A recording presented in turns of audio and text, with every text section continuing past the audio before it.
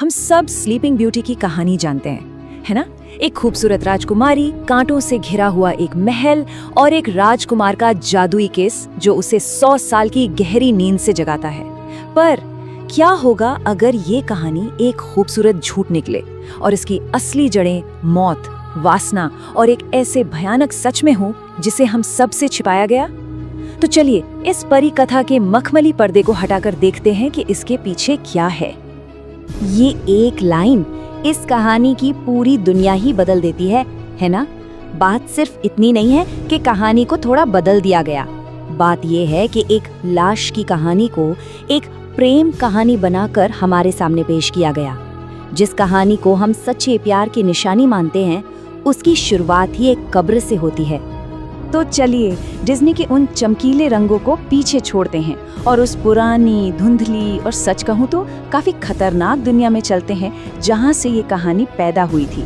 ये सफर थोड़ा परेशान करने वाला हो सकता है क्योंकि हम उस हकीकत का सामना करने वाले हैं जिससे जानबूझकर भुला दिया गया। जरा यहाँ एक नजर डालिए। एक तरफ है जादुई नींद और प्यार भरा किस, और दूसरी तरफ मौत की भविष्यवाणी, एक बेजान लाश, उसका उल्लंघन और फिर बच्चों का जन्म। ये सिर्फ छोटे मोटे बदलाव नहीं है, ये तो ऐसा है जैसे कहानी की रूह निकालकर उसकी जगह कुछ और ही रख दिया गया हो। अब बात करते हैं उस महल की। हम उसे गुलाब की झाड़ियों से घिरा हुआ सोचते हैं, लेकिन असल कहानी में वो महल फूलों से नहीं बल्कि पाप और गुनाह से घिरा हुआ था। वो कोई सपनों का महल नहीं था, बल्कि एक जीती जागती कब्र थी जो बस मौत का इंतजार कर रही थी।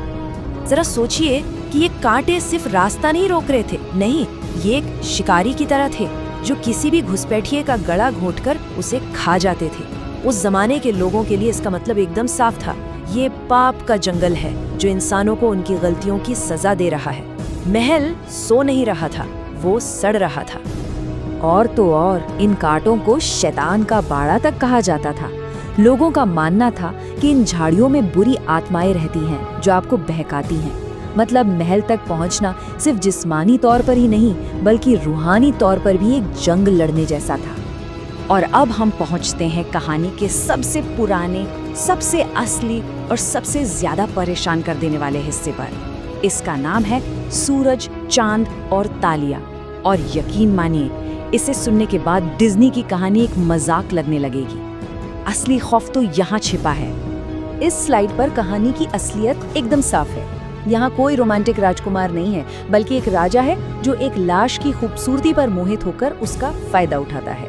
राजकुमारी किसी किस से नहीं जागती, वो तब जागती है जब उसका ही एक बच्चा भूख से रोता हुआ अनजाने में उसकी उंगली से जहर का कांटा चूस लेता है। ये प्यार की नहीं बल्कि उल्लंघन से पैदा हुई जिंदगी की कहानी है। और जब लगता है कि कहानी इससे ज्यादा भयानक नहीं हो सकती तो वो हो जाती है। जब राजा की असली पत्नी को इन बच्चों के बारे में पता चलता है तो वो उन्हें पकवाकर राजा को ही खिलाने का हुक्म देती है। ये सिर्फ ईर्ष्या नहीं है, ये इंसान के अंदर छिपी उस वहशत को दिखाती है जहां हवस और नफरत नरभक्षण तक पहुंच जाती है।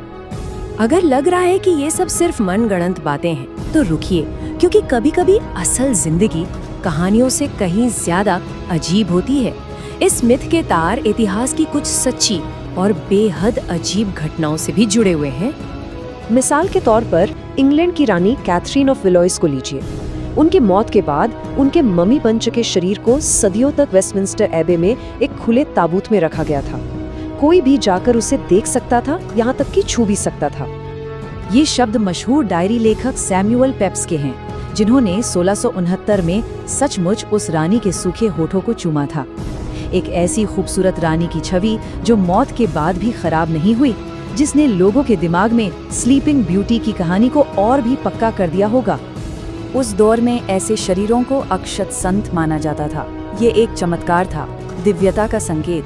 बेजान शरीर की खूबसूरती को पवित्रता से जोड़ दिया गया और स्लीपिंग ब्यूटी इसी सोच का सबसे बड़ा उदाहरण बन गई। एक आदर्श महिला जो इतनी पवित्र थी कि मौत भी उसे छू नहीं सकी। लेकिन उस परी का क्या, जिसने श्राप दिया था? क्या वो सिर्फ एक ईर्ष्यालु बुरी औरत थी जिसे शादी में नहीं बुलाया गया, या फिर उसकी कहानी कुछ और ही है? पुरानी कथाएं हमें एक बिल्कुल अलग तस्वीर दिखाती हैं। असल में वो कोई मामूली परी नहीं थी।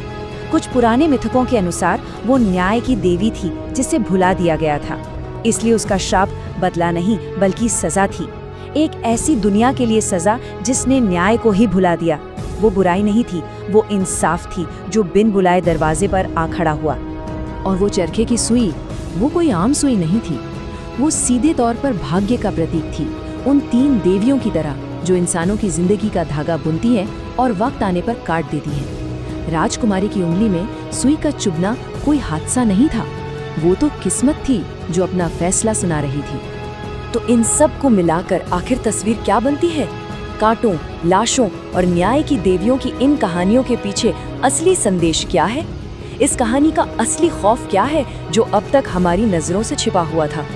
कहानी का असली डर 100 साल की नींद नहीं है। असली डर ये सोच है कि एक औरत तभी तक सुंदर और पवित्र मानी जाती है जब तक वो बेजान हो, स्थिर, खामोश और बिना किसी बदलाव के। ये कहानी एक ऐसी आदर्श महिला की तस्वीर पेश करती है जो खूबसूरत है, खामोश है और लगभग मर चुकी है।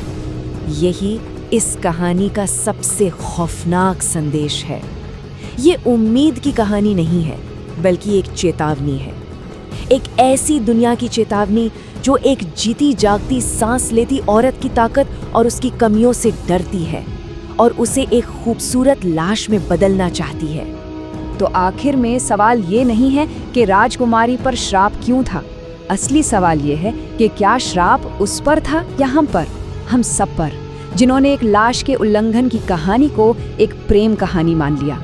हमने मौत को खूबसूरती का नाम दिया और एक भयानक सच को परी कथा के पीछे छिपा दिया। शायद हम ही वो राजकुमार हैं जो आज भी उन कांटों में उलझे हुए हैं।